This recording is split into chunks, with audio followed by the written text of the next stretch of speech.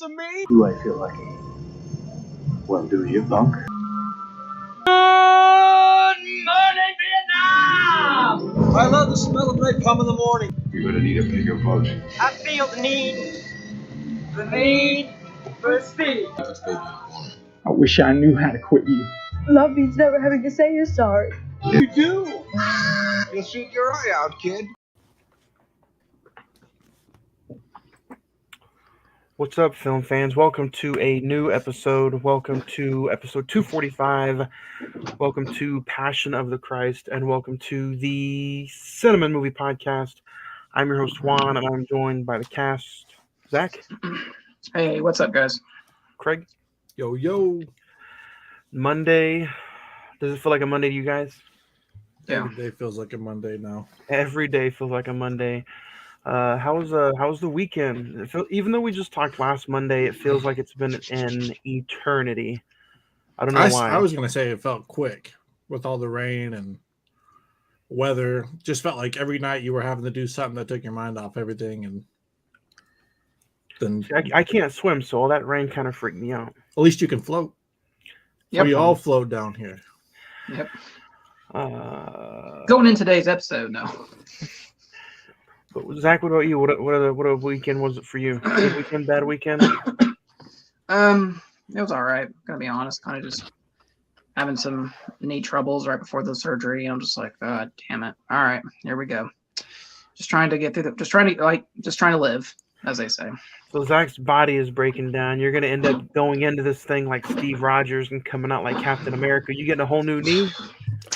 No, not a whole new knee, just Turbo Man or something like that. Yep.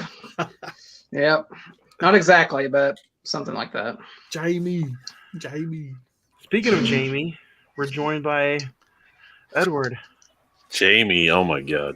Much better. There you go. It was never trust Bill Gates and Microsoft. I'll tell you that right now.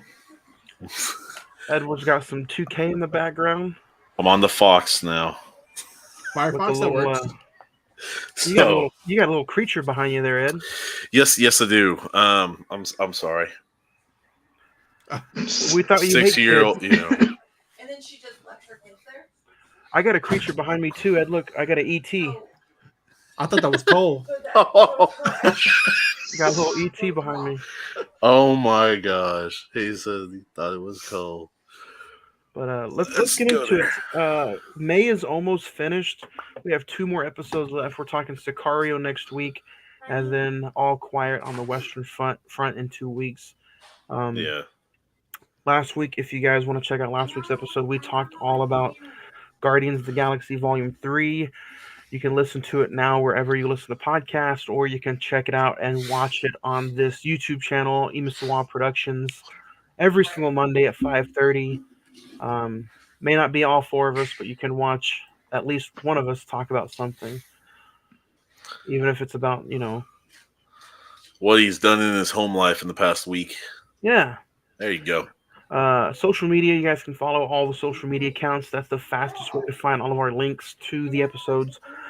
Facebook.com/The Cine-Men Movie Podcast. The Instagram / The Cine-Men Movie Podcast. Twitter @Cinemen405, and then the email is CINEMEN921 @gmail.com. No, I was texting Ed. And then summer's coming right around the corner, guys. So I have some key events coming up that I'm trying to settle and do for this summer. Dead Center is coming back this summer. So I believe we're going to try to go and do Dead Center year number 2 at the end of June, I believe, or it's at the middle of June. So Dead Center year 2 is back for us. And then, I think we have some live events coming up in August and September. Good. So, Man. Live events coming up this fall. September, man. 5 years. Wake me up. Yep. Oh, no. Oh, yeah. Speaking of. What is that? Record. Is he It's the holding greatest a ping pong hits. channel? Do what? Is he holding a ping pong? Yes. That's weird. And I mean, they're all three dressed as reverends, so it says God's favorite band.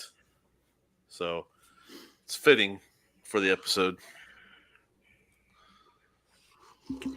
So, God's favorite band, and we're talking about God's favorite football team. You know, Dallas Cowboys schedule got released this past week. You know, Everybody's schedule did. We're like 12 weeks away from football season. If that was the case, I think they'd have another Super Bowl by now. They're getting one this year. You know, this season is I think this is the 30th celebration of their first Super Bowl championship in 1993. So that's what they're waiting for. They're waiting for this 2023 season. Hey, you know, if the Arlington Renegades can win the XFL, you know, Dallas is next. Now everything Let's dig into today's movie. We are talking about Passion of the Christ, but before we get into Passion, anybody have any recent watches they want to kind of get off their chest and talk about before we get into the movie? I mean, considering where I'm going tomorrow, I am going to say that I've watched all of the 8 Harry Potters again. It's a refreshing, refreshing. But yeah, And that makes what 2000th viewing of these movies. Baker's dozen plus. So somewhere around there. Yeah, they shut it down. It's not the only dozen Bakers plus he can put down. The owner told it. It's not going to open anymore. Catch 'em all. Oh my god. Zach, what about you? You check anything out? No, it was kind of a light week. I finally finished after what seems like hell and ever Home Improvement. So, I can And actually Zach, go tell see- everybody why you're watching Home Improvement. The reason I'm watching Home Improvement, or I finished watching Home Improvement, is actually I'm going to see Tim Allen live at the Civic Center on Friday. So downtown Oklahoma City. Exactly. What does he do live? Is it a comedy? He He drinks just- on stage. and does drugs. Yeah. This No, is, he, this is a Tim Allen sobriety hour. No, he does stand up comedy. He did that before he did like Toy Story and even Home Improvement. So. Okay. And Craig's like, okay, it was not a waste of money. So okay. No, I didn't know. Like same thing with the dad from Full House. I didn't know he was a stand-up comedian. Yeah. Are you gonna be pissed if I get a autograph with Buzz Lightyear? I mean, now that you bring it up, you might stop by and grab my Buzz. Get some Buzz. Grab Get your some, what? get some memorabilia. At least I didn't say. At least it's not Tom Hanks and you didn't say, hey, you can come grab my Woody. Yeah, that's true. What about you, Hey, John? Andy's mom had Buzz and Woody too. Ryan Gosling was the best Buzz Lightyear Jesus ever. Ryan Gosling, Man. For Ryan Reynolds. Ryan Reynolds. Or Chris Evans. I was like, Man. are these For us to talk about the for us to be hidden talking tapes? about a Christian for us to be talking about a Christian movie, man, we're on a roll today. Come on, guys. I could have said something. I checked out some new movies. I recommend all of them. Go check them out. Man Called Otto. Infinity Pool was completely insane. Don't watch it with any kids around. Inspection and the latest A24 movie. And then The Passion of the Christ. A Man Called Otto. I didn't find this out until I just bought the movie. But it's on Netflix. Yep. Yeah. It's on Netflix. For a second I thought you were gonna say Inspector Gadget. No. Craig, what about you? You check anything out besides the XFL championship this weekend? I watched like a little bit of that. Keeping up with the NBA playoff? Here and there. Like Zach, it's been a light week for me. Aside from Zelda coming out on Friday, I've put in like, I don't know, it's been 3 days since it came out. I think I put in 4 days worth. Zelda? Yeah, Legend of Zelda. Fantastic game. So just been doing that. Family, Mother's Day. And I'm sure I snuck in a movie or two here or there, but I can't really remember them. Must not have been good, right? I think that's what it was. Before we go on, I just want to ask who's going to go see Fast 10 this weekend. I didn't know it was coming out. Yeah, unfortunately. I think Zach's on the same page. I didn't know it was this weekend. Edward already has his tickets to tell the people next to him about the real car situation. Now they've made it a trilogy, and like, what the hell is going on with that franchise? Lightning McQueen would beat any of them in a race. Somebody also, in just a few days, is celebrating a birthday. Zach? Oh, not me. Edward, what about you, Craig? Edward takes his Whoppers, double meat, double cheese, extra onion, extra mayo, and I can tell you where to put those Burger King gift cards at. Right here. Nah. You can send them to... You'll have to send them to Universal this time, because I ain't going to be anywhere near Oklahoma. Universal? When do you come back from Universal Studios? Saturday at midnight. What? Saturday Damn. at midnight. Who goes to Universal Studios anymore, bro? Harry Potter World. Did you see that they're going to build one in Texas? First off, yeah, I did hear about that, actually. Okay. Hey, since you're going, I did recently see a video of this. Since you're going, I need a video of you using one of those interactive wands where you're like, pop, pop, pop. Don't even fret. I got 2 of them, bro. I'm gonna do them. I don't need interactive. I got the Harry Potter one, and I got the a personal one. So I got you. I'll send you like 5 or 6 videos. Edward, I know you're an OU fan, but this question has been bothering me ever since I saw that it was on the menu. Do you like the Texas Whopper? I actually had it a couple weeks ago. Yeah. Let's be honest. He just had it. A couple weeks ago. So, yeah, it's not too shabby. Take off the tomatoes and onions, and I'm good. Look, I like a lot of stuff from Texas as long as it's not burnt orange, all right? I'll agree. And maroon, and they call themselves the 12th man and do stuff like this. We love a lot of their players. They usually come through and get pretty good off of us. They come to the right side of the river. They do. Speaking of the 12th man, today we are talking about the Passion of the Christ. We're talking all about the Mel Gibson directed film.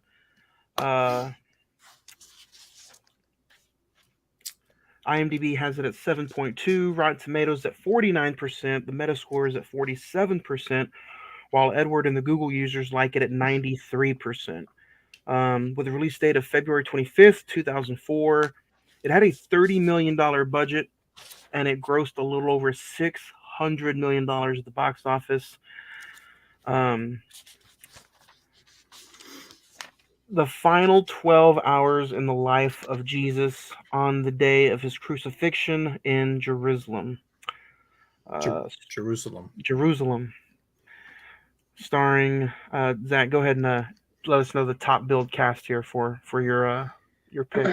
Craig's pick, technically. Yeah. Jim Caviezel, Monica Bellucci, Maya Morgenstern, and Sergio Rubini. Those are the 4 that I can pronounce. So, and then Mel Gibson directed it, guys. As we usually go throughout the whole, whenever we're talking about an older movie, we'll go around and first time view, or have you guys seen it before, or what was it like revisiting it for this episode? Zach, we'll start with you. You see this in the theater? No, I did not see this in the theater. No, the first time I saw this was actually at a church viewing. I think after I hit like DVD or something, they had like a community showing it at the church I was going to at the time.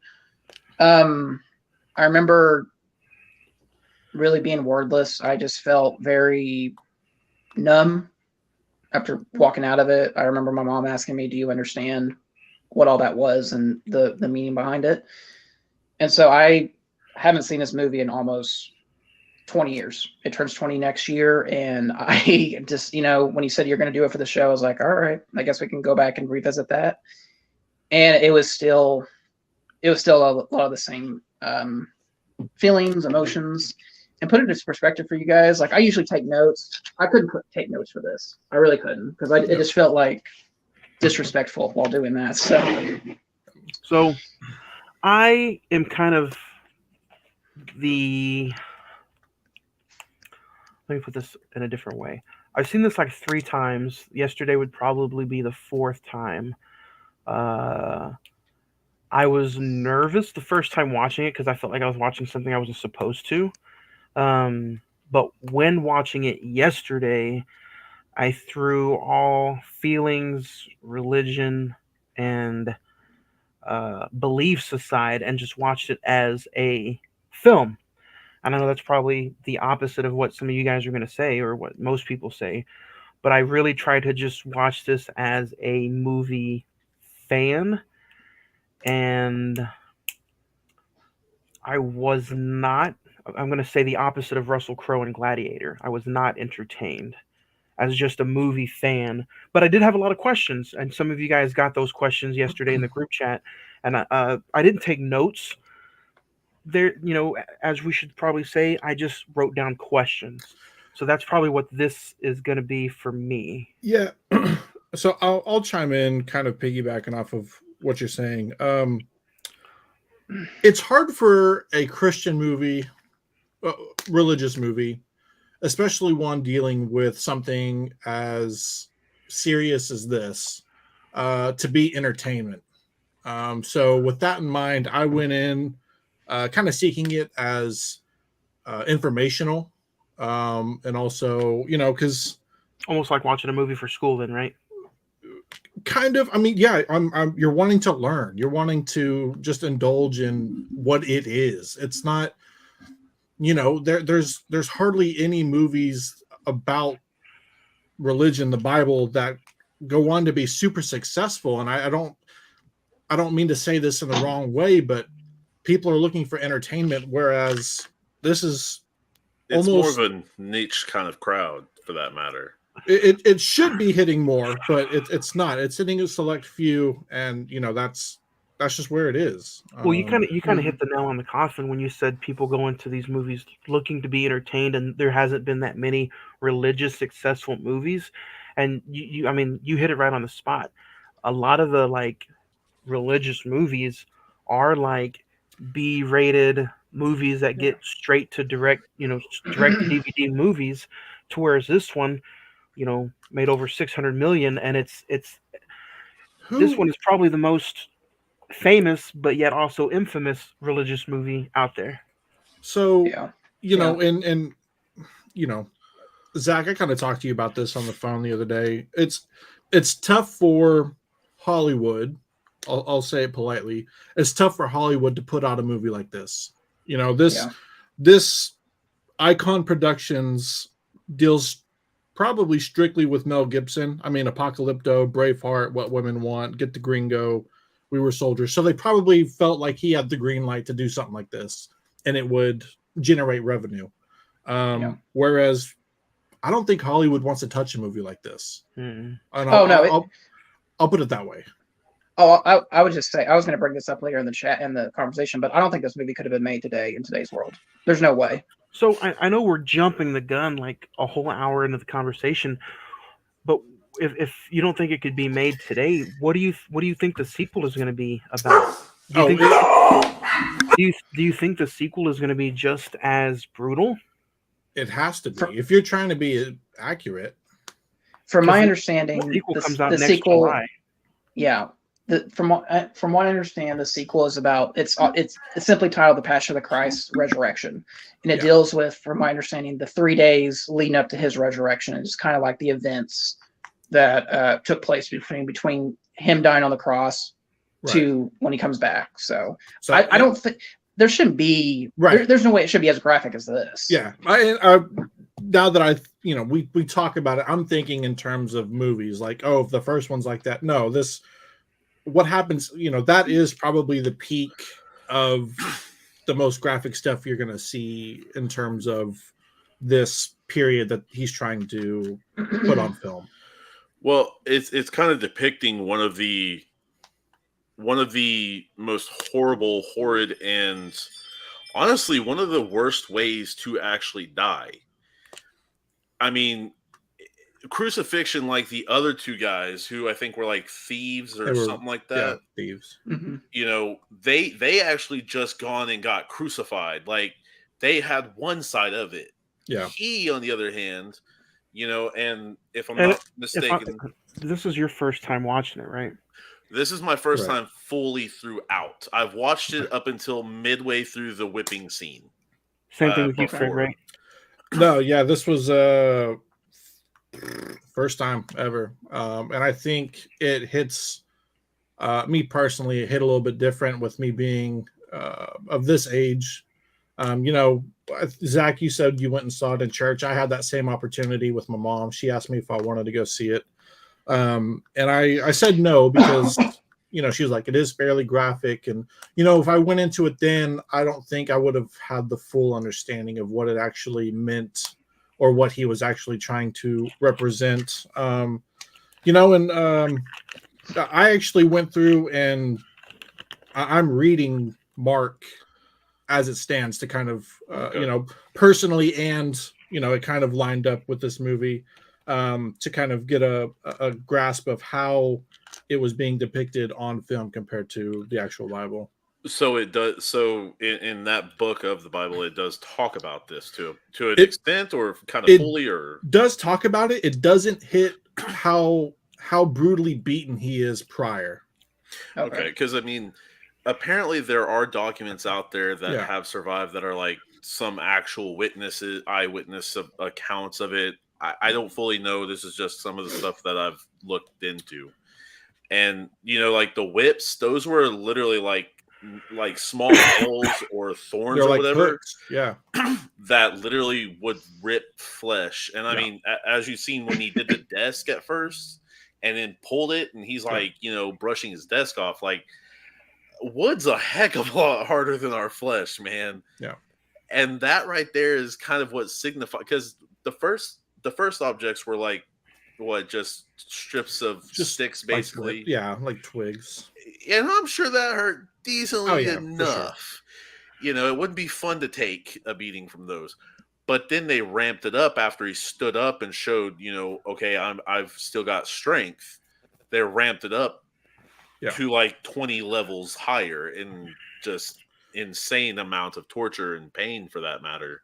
Yeah. To where even the, if I'm not mistaken, Roman guard was like, They- you were told to punish, not Yeah. kill. And you know, Yeah. even some of them were divided in that period of time. You know, they, you know, and leading up to this, he was preaching to a lot of these people. A lot of these people believed him and the messages that he was presenting, and that he actually was the Son of God. And then all of a sudden, they just turned on him. You know, and it's peer I think pressure. Today's like just Mhm. like today's society. You're following the trend. You're following what everybody else is doing, and you know, in that moment, you don't want to speak out because you don't want to be put in that position with him as well, because you don't know if they're going to do that if you say you associate with them. Well, that's why, you Right. know, both Marys, and then the man that was with them, I don't remember his name. Was that Luke or something, or Percy I think or that was something? I think that was Paul. I think that was Yeah. Paul that was with them. So, you know, even those three, they just silently were watching and, you know, kind of grieving about it a little bit, but silently watching and trying to reach out spiritually, you know. But I also think that they had an understanding of what was happening. They knew that he kind of understood this was a not just like a judgment, but kind of a task put forth through him. And Yeah. I mean, he even said that a few times throughout the crucifixion, the whipping, and all that stuff. That, you know, they don't understand what they do. Father, forgive them. They don't Yeah. understand. Mhm. This is my, like, I think right before he actually started, or they started, he said, "My heart is ready, Father. My Yeah. heart is ready," you know, and stuff Yeah. like that. So it's insane to think, like, all right, Well, this so is gonna suck, but I'm ready. You yeah, know? so let's just kind of go back to the beginning, because I wanted to answer a question that Johnny had yesterday. Yeah. So in the beginning, Jesus, or Yeshua. Yeshua, is crying in the forest because he is being spoken to, and God's telling him what is going to come. And so he's crying out, and the reason he gets so upset with the three who are there is he's asking them to keep watch while he goes and prays. And he comes back, and in the Bible, they actually talk about him going back 3 times. And he's like, you were asleep when you were supposed to keep watch. That's one time, second time, third time, etc. And so God's telling him, like, this is the plan. You have to do this. And he's crying out, and he's like, why me?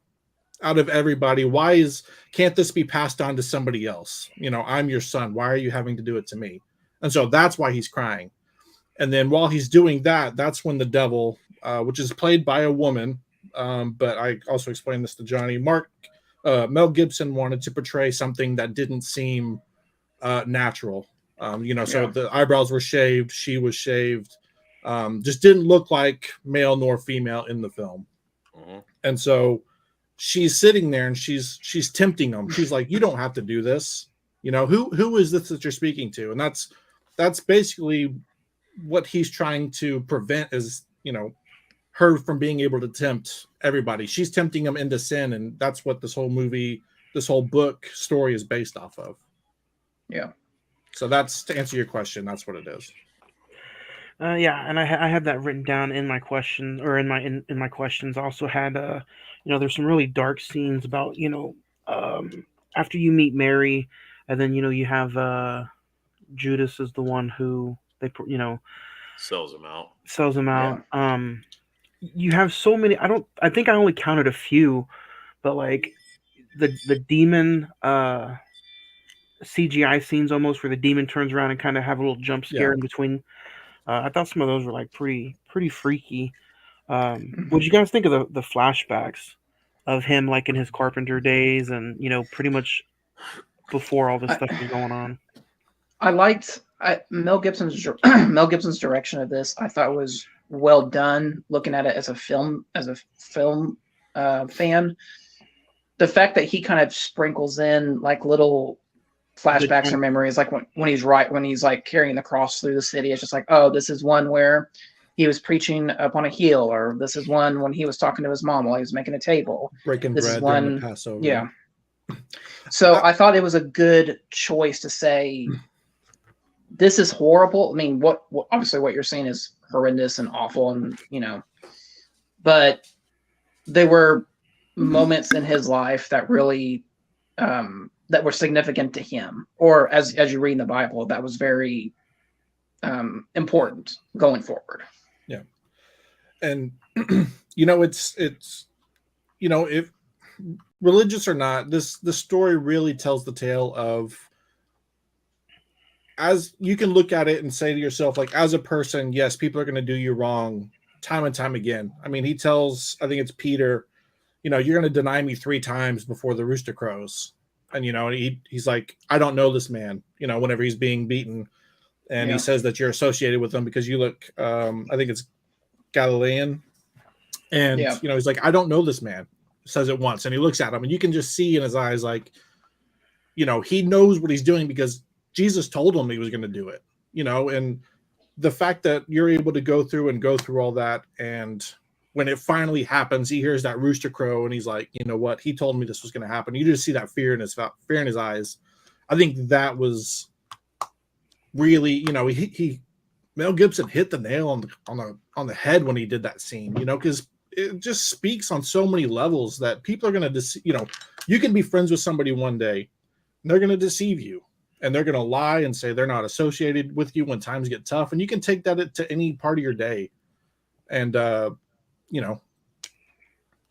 was tough to watch when it happened during all that stuff, but man, I didn't know that this movie was nominated for 3 Oscars, achievement in makeup, best music written in a motion picture, original score, and then best achievement in cinematography. You said it won. Was it Oscars? It was nominated for 3. Do you think this movie should have won any? Zach, I'll start with you. I mean, I would at least given it at least makeup and maybe even original score, because that score, it's hauntingly frightening and beautiful at the same time, especially at different points of the film when he's getting beat, when he I just remember like a very like goosebump scene is like when he finally gets nailed to the cross and the cross gets like lifted up into the air. And it's just like, you know, the score in that is just so hard hitting, and it just makes you feel like, man, I'm a terrible person, you know. And the makeup, I mean, the fact that Jim Caviezel, I mean, he literally looks like he has been obviously beat to hell, and just the makeup of that is like very well done. You think Mel Gibson should have got a nomination? I'm really surprised that he didn't. I think this movie was obviously so controversial at the time. Like I remember, I think that's why it didn't win anything. But are we surprised though with what Hollywood is? I'm not surprised. I am surprised, but I'm not surprised. I'm surprised that he didn't get nominated just because of how it takes a lot as a director to actually not only to have the courage to tell the story, right, but to actually do it in a way that makes people just feel not uncomfortable. It makes them cry. It makes them just feel emotions that you would never. Not a lot of movies that I've seen in my lifetime can do that. No, this movie breaks you down at its peaks. It breaks you exactly. down. I'm not surprised just because of Mel Gibson's history and, you know, just because the Academy wants to stay away from like controversial films like this. Yeah. I do wish that he spent a little bit more time on some of the events leading up to it. Like you get some of the flashbacks of, you know, the betrayals and the Passover and stuff like that. I wish he actually would have started a little earlier with, you know, like when he does the Last Supper and stuff like that. Well, I was fixing to say the Passover scene where they're breaking bread and drinking the wine. Is that the Last Supper? Or is that just like a slight version of it? I do think that is, if I'm not mistaken, I do think that is. So let me ask you guys this, just because obviously this movie is famous for the graphic nature of what Mel Gibson depicted in this movie. I'm gonna go ahead and give my answer. I feel like this movie, it does need to be graphic, but it doesn't, if that makes sense. It's kind of like a 50-50. I was gonna ask you almost the same thing. Finish your statement and then I'll ask my question. No, I mean that's kind of the question. Is like, do you think this movie need to be as graphic as it is? I do, because of just like the nature of the situation, and like you said, Craig, the beating's is not told in the Bible, is it? It's kind of spoken that he will be punished, but it doesn't go into detail like he's chained and beaten front and back. Which when they flip him over, you know, you're like, okay, he's done. And then they flip him over and start on the belly side. It's so you asked if this needed to be this graphic. I'm only going to say yes because I think they really wanted to, you know, word of mouth, especially back in the day where the internet was not as popular as it is now. I think word of mouth needed to be big for this movie to sell tickets, and I really do think that it did need to be graphic. You know, almost like Saving Private Ryan, you know, another war movie, but no, this one's different. It's graphic. You know, the first 10 minutes of Normandy, it's different. And I think that's what they were going for with Passion of the Christ. I was going to ask you guys, you know, at 54 minutes, he starts getting it, you know, he starts getting beaten really bad. Do you think that the scene was too long? You know, you're looking at about 9-10 minutes of him just getting tortured. Do you think it really needed to be 10 minutes long? I think the reason it was that long was just because to show the severity of it. Do I think it needed to? Not necessarily. I mean, don't get me wrong. Once they brought out the whips, the whips, that was like 3 or 4 lashes from that thing was enough. And then you have the thing that had the hooks on the end that tore, you know. No, that's what I'm talking about.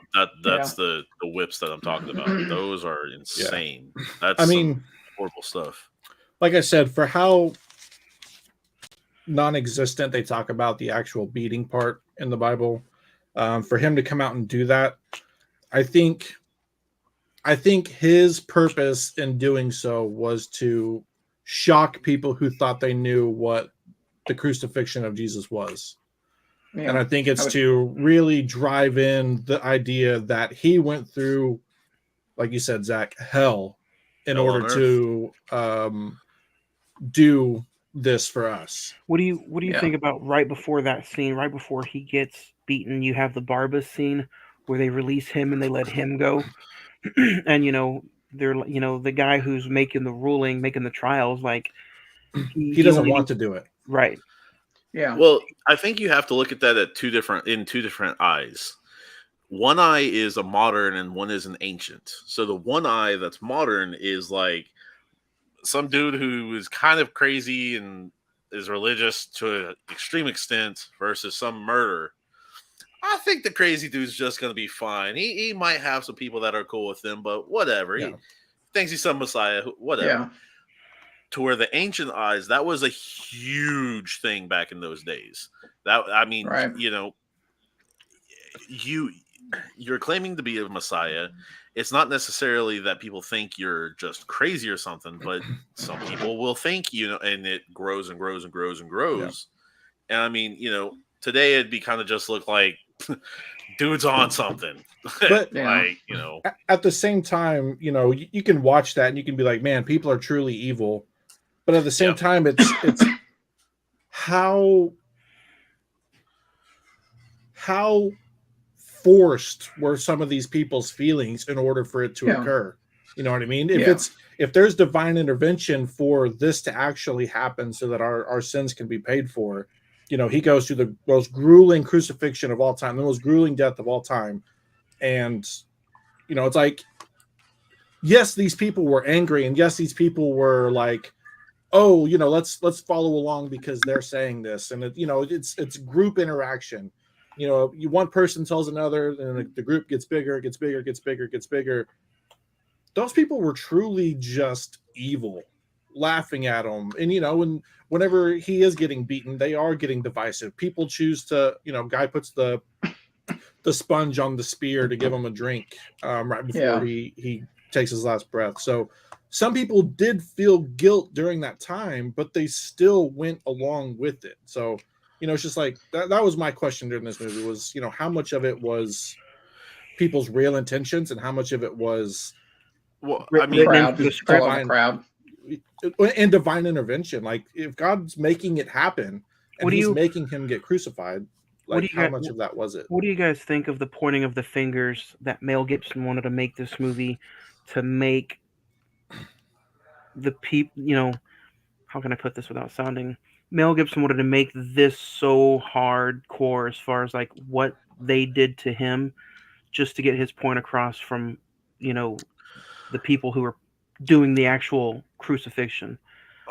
I mean, don't get me wrong, it wasn't necessarily rainbow fun and, it was something hardcore because, I mean, you've got to think, in history, I mean, even not even 100 years ago, there have been times that it's like he made the movie just not only to get his point across, but to just show how almost evil those people were that did that to him. Sometimes it's there is two sides to this movie. You can watch it and you can be like, man, I can't believe, you say I can't believe kind of two ways when you watch this. Like, I can't believe they would do this. And then after you watch it and everything's done, you're like, I can't believe he would do this. You know what I mean? Like somebody would actually go through that entire process. Like he is in Mel Gibson? No, like no, Jesus. Jesus. Okay. Yeah. Like, well, I mean, mine is the more be able to go through, you know what I mean? And I get the premises behind it, and I get the character as well as, the real the real person.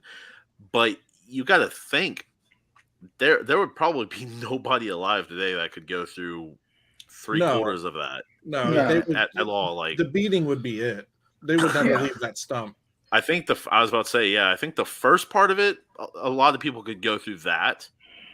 But the second part with the whips, that's a whole nother level that I don't think very many would survive more than maybe 10, 15 lashes, truthfully. Yeah. Let alone I mean, just by loss of blood. I mean, obviously your body would go into a shock at a certain period of time, and you wouldn't be able to feel most of it. But just loss of blood. Well, So and that's not and that's not even taking consideration. You know, the beating alone. It's like I think what you said, Johnny, about 10, 15 minutes, yeah. and then him carrying the cross, which is like in retrospect, like in comparison, it'd be like me walking to OCCC at least, maybe in distance wise. Yeah, And it was a not good only mile-ish, mile and a half. yeah, well, not only that, but that cross, people have so supposedly it was made of pine, but on top of that, people have measured, and all of that, and created it, and apparently it weighed around 165 to 175 pounds. Well, what do you think of this? Mel Gibson actually made Jim experience and have him carry a 150-pound cross, dropped it on his shoulder, and Jim actually separated his shoulder while filming the movie. Mel Gibson made him go through that. Yeah, it makes sense. I don't know about the dropping thing. That would suck. Like, I could understand kind of putting yourself a little bit more in that position by trying to carry it, but the dropping thing, that sucks. I don't know. But dang, man. I really wanted to go and see kind of behind the scenes with all this. I'd seen like an interview with Mel Gibson and the guy who played Jesus. Was his name Jim? Yeah, Jim Caviezel. Yeah, I had seen an interview a long time ago, but this was before I had seen the movie. Again, I don't think I ever would have fully understood the gravity of this film 10 years ago. It's crazy on that. But well, go ahead. So the priests throughout, are talking about how, like, he said that take down the take down the church, I think is what they used, and then rebuild it within 3 days. Well, yeah, if I'm not mistaken. Jesus said he could do that. He's like, I am the Son of Man. I could tear down this church and have it rebuilt in 3 days with no hands. And the funny thing is, like, throughout the story is that once he actually does pass, maybe it was right before. It was one of the two. It was after his last passes all of the temple cracks. Yeah, that, and I mean, so much happens after that. And the only ones that aren't kind of running are both Mary, the people who believed and the people who knew. Yeah. And they're going up, and they're, I think Mother Mary, for that matter, gone ahead and kissed his feet, and had his blood on her and all that, but kissed his feet one last time, and kind of got to leave his side, and eventually they got him down. Is there anything in the Bible? Because I haven't seen this movie in 20 years, but was there anything in the Bible about him like healing a soldier, like one of the soldiers' ears got ripped off? Okay, and like he just touched it and it just reappeared. Okay. Yeah, I could probably find it. I have it right here, but I didn't know if that was done for like dramatic purposes, or was that like something directly from the Bible? About it. Even through, he knew that people were going to deny him. He knew that he was going to go through with this process, and even still, he was, don't treat others as he would always treat them, whether they were against him or for him. And those are the little details that when you watch this, you're like, man, this dude really was all about just treating people. What do you? Kindness. Of course, we know how the ending goes. You guys just hit it on the head with the crucifixion and then the earth shattering scenes at the end. What do you guys think the legacy of this film is going to be, with the 20th anniversary looming next year, the sequel coming out next year, and then I've read that Mel Gibson wants to do this in a re-release. You think it's going to make more money? You think people this day and age is going to go see it again? I would hope so. I don't truly know the heart of a lot of people, but it feels like in this day and age, I think it'll have its the next audience. movie. It'll have its audience. I don't think it'll hit 600 million.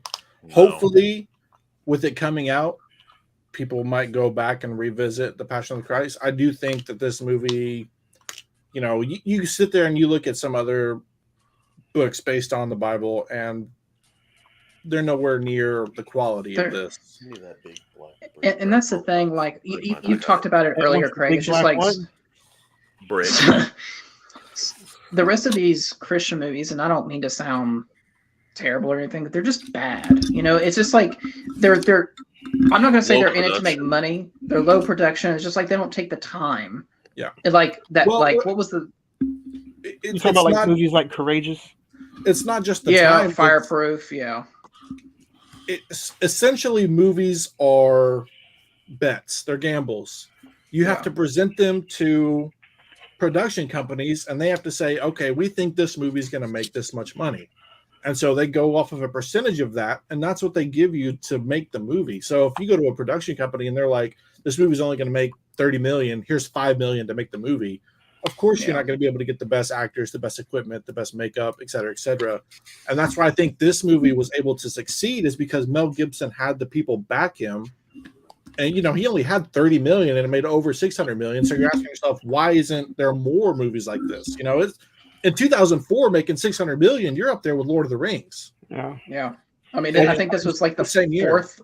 This was the I fourth or fifth highest grossing film of the year. I just don't think 2004. there's that many directors willing to take that gamble on putting stuff like this in their movie. The gamble, or they don't want to have their name attached to it. I don't think they want to have their name attached to it because, I think it's two things. One, I think anytime you make a Christian movie, and nowadays, I think you are going to be compared to Passion, regardless of if you're talking about Jesus or the crucifixion. Even though that, I mean, you say Christian movies, I don't think Mel Gibson He's a planned Catholic. on Yeah, that's what I'm right, saying. but Religious. Yeah. well, what I'm saying is Right. I don't think Mel Gibson planned on. I think he just wanted to make a drama about the last days of Jesus' life. I don't think he planned on this being a titled Christian movie. Well, I would think you would have to going into it because You it's almost like have to. It's directly from a Bible. It's directly stemming from what is religion. I mean, it's like the other movies. I just put like Christian movies in Google, and like Miracles from Heaven, Heaven is Real, War Room, The Shack, Father Stew technically is in there, Courageous, Son of God, Fireproof. It's just, you know, these movies, they don't. I just don't know how to describe it. It's just one of those things. Just like you see Passion, where you know it was made with the utmost intentions of what Mel Gibson was trying to do, and then you look at these other ones, you're just like, Yeah. It has nothing even to do with low budget. It just doesn't. It doesn't feel right, or it doesn't feel like real. If that makes sense. Yeah, because I watched Left Behind with Nicolas Cage. I think the day after I watched Passion of the Christ, I was kind of going off and getting all, as much as that as I could. And you know, like you said, it was low budget, even though it had one of the quote unquote heartthrobs from the early 2000s in it. I mean, it had people in it that were actors, but it, like you said, it's just not. Oh, Chad Michael Murray was in that. Chad Michael Murray, yeah. Yeah. You know, I can't explain why it is like it is, you know, but All right. Like I said, I mean, obviously we'll see what Resurrection does. I mean, I agree with you guys. I don't think it'll bring in as much money as Passion, but you know, I could be wrong. Other movies have made double. We're skipping favorite scene today, guys. We're going straight into star rating.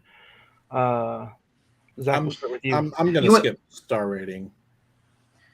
You want to know? This is not a favorite scene. I think you want the most powerful scene, and I commend Mel Gibson for doing it. Is actually showing the life of Jesus going out, and his eye actually dilates. Just him taking his last breath. I thought that was very emotional, very well done, and very. It felt like, yeah, the journey is complete. Well, and then also you have him kind of. I think at the very end, he's standing in the tomb. Yeah, about to walk out. I think the shroud to go down. Honestly, I think you want to talk about most powerful scene. It's seeing the holes in his hand, knowing that he actually did resurrect, and it actually was Jesus Christ that came back in 3 days. I think that's the most powerful scene. Yeah, because I kind of just pay attention to that scene, just curious about what Mel Gibson might do for the next one. Yeah, it shows it almost like freeze frames on his hand as he walks up, but sees the hole, and the movie ends. So. I'm going to be with Craig. I'm going to skip the star rating because it's just, like I said, I haven't seen this movie in 20 years, and it's not a film that I just don't think you can actually grade it, to be honest. It's just something that I'll say this movie made me cry uncontrollably more than I've probably ever cried in my entire life. This movie did stuff to me that I never thought I would do. I was crying, shaking. It was honestly, for me, in that moment that I watched this movie, it was extremely just. I didn't feel normal. It's watching wild, it. isn't it? Yeah. And so, literally, when I was 13 and I first seen this film for the first time, partially, like I said, about the time that they started using the thorn or nail or razor or whatever whips, I literally like that's the exact thing. Like I started crying and I couldn't watch anymore and I walked off. I walked into my room and I don't know. I cried for at least 10, 15 minutes, but it was it was just something I couldn't take. And I mean, I sat there and I there were points where I was like, I think I'm gonna skip this scene because I'm starting to get uncomfortable. But then I thought to myself, like, I can't skip this because if he really went through this, so if he can go through this, I can at least just understand what he went through. I had to break it up after the beating scene, and then they put the crown of thorns on his head. I was like, I gotta stop. I need a break from this. It just the people that went and saw this in the theater, I can't imagine walking out and just what you would think. Yeah, eating your popcorn. Yeah, I feel like Resurrection or whatever, Resurrection, whatever he decides to call it, might be a better one to go see. I think that one might be a little bit. So since I haven't touched much on that, is this going to be another Mel Gibson project or? Yeah, he's directing it. Okay, I thought so, but I don't think he lets anybody. I say let. I don't think anybody would dare take to touch that film from what he did. I was going to put this in there.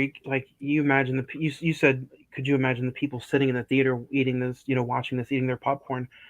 Could you imagine the people on the set filming this, watching this, saying cut, saying action, and then sitting there watching? I mean, I'm like how numb do you think they might have been towards the end of filming that? You know what I mean? Like, you're seeing somebody acting, getting brutally beaten day in, day out, maybe for 3-4 days, depending on how long it took. It's half the movie, so honestly, it probably took a little bit longer than that. But yeah, I mean, just to see somebody, they come out in makeup, and it's, if they were a religious person at that time, seeing what they believe as Jesus Christ coming onto it, like that had to have been one of, just like a surreal experience. Not like you would wake up every day and just probably not know how to feel. I will say this, and I'm not saying that as jest or anything, but I gotta say they gave Jim some really luscious hair for being back. Like, the hair was really, really nice. And I'm not trying to be a funny person or whatever, but like, for that time, you wouldn't expect hair to look that looks like he's in a Pantene commercial. Yeah, seriously. I mean, jeez, man. I was fairly close to doing a rewatch on this, just up until the actual crucifixion, just to kind of get like the feel of how everybody interacted with them and just the stuff leading up to it. But which is yeah. Now, Juan, are you and I, or are you not doing the rating at all?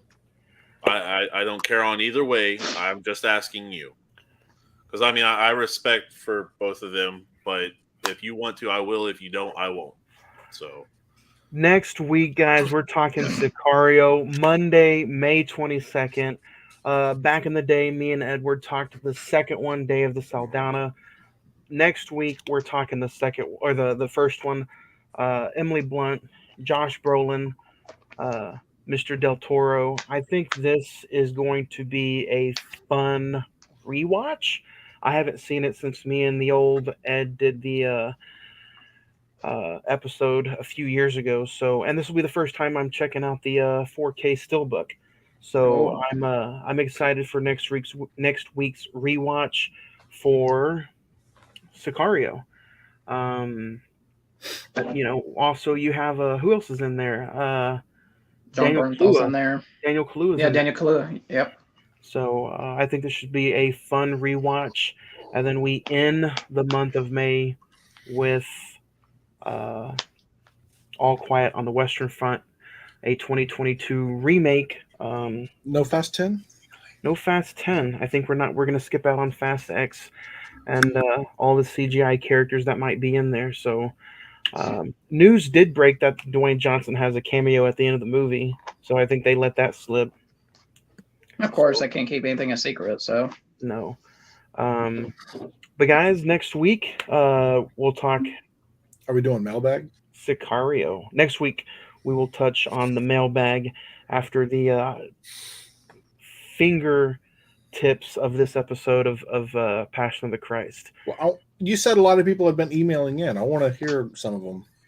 A lot of people let's have do been it. emailing them. So, anything about last week's episode? Guardians of the Galaxy. Yeah, we got. I'll skim through some of the Guardians. I just, we always talk about people sending stuff in, and I feel like we haven't touched mail in It has been a while since we've touched a month or mail. so. Let me get to it. Mail time, mail time, mail time.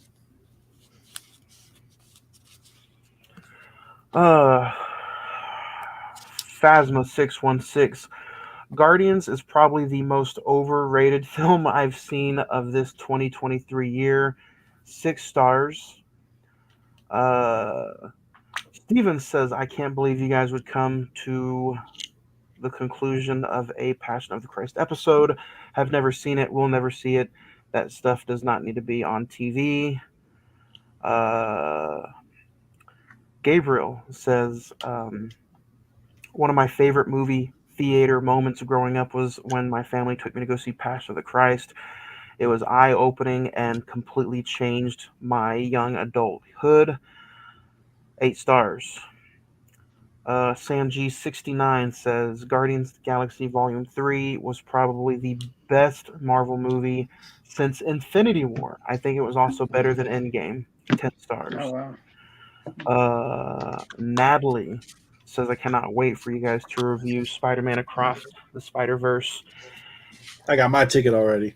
In your eyes, do you think this is the most important Spider-Man movie of them all thus far? This could essentially, if they wanted to take it and run with it, this could be the start of the trajectory for Spider-Man movies moving forward. If they wanted to, they didn't really take anything out of. I say that Marvel completely went multiverse after the first one, so we'll see. Long-awaited movie. Coco Chris says, I am actually atheist, but I watched this movie for your review, and I had a hard time sitting down and sitting all the way through each scene. I could not believe what Mel Gibson put on screen. It was my first time watching this movie, and even it made me shed a tear towards the end. How come something like this does not get seen more often today? Yeah. Because we have things like Sam Smith at the Grammys on TV. I think people don't want to pay attention to their emotions as much as they do, as well as religion is here and there with a lot. And people get very angry even to this day over different religions, whether you're Jewish or Christian or, Muslim or anything like that. But there's strong feelings. Everybody has the right to be able to indulge in what they want to indulge in. I mean, we have stuff for everybody. So to be able to say you don't believe that something should be out there is kind of hypocritical. This one's funny because, the subject matter we just got done talking about, and then what we're talking about next week. Kennedy says, "Are you guys going to do a top 5 drugs you want to try for Sicario next week?"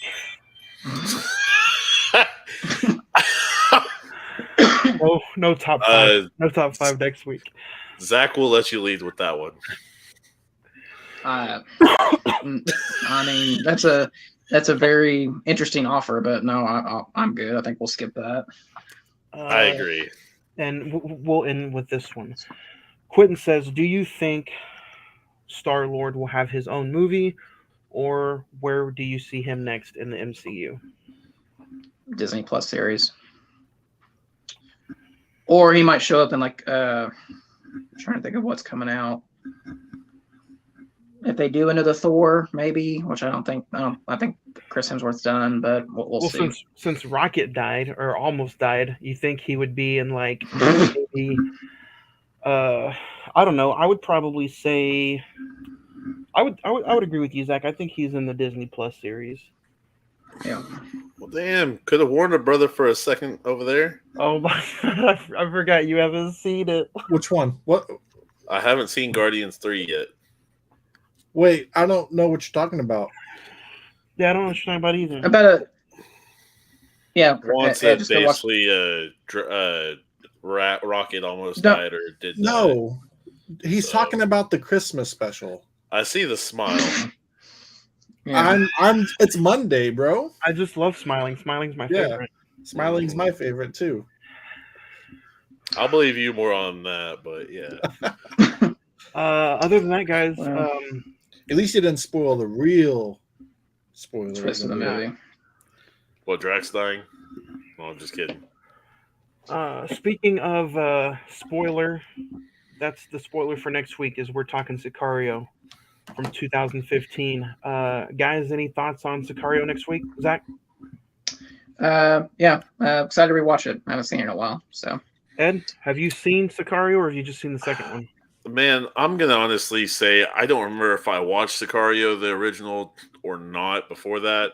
So I'm just going to say I've not watched it and go from there. Zach, is this going to be anywhere? No, it is not. Is this going to be a Craig situation where you're going to get like halfway through? It's like, oh yeah, I did see this already. I believe. What movie was that I said that? Potentially. I can't remember which. It was like a terrible. I think it was like a terrible movie we watched. I don't remember what it was though. Part of me maybe it was Juice. Did you do that on Juice? Part of me thinks you did. No, it wasn't Juice. Damn. Look at Craig. Craig has never seen Juice. Does he look like a man that has seen Juice? He was on that episode. He was on that episode. I'm a 75%. I'll be on next week's episode. After what I said last week, I feel better. I feel like I'll kind of go on a week by week basis. So I'll look into it and I'll let you know. Next week, Sicario, Craig, Ed, Zach. Until then, everybody, thank you for joining this conversation, and we will see you next Monday, May 22nd, for Sicario. Ed, enjoy your birthday. Enjoy that vacation. Easy. Thanks. See y'all next week. Later. Bye.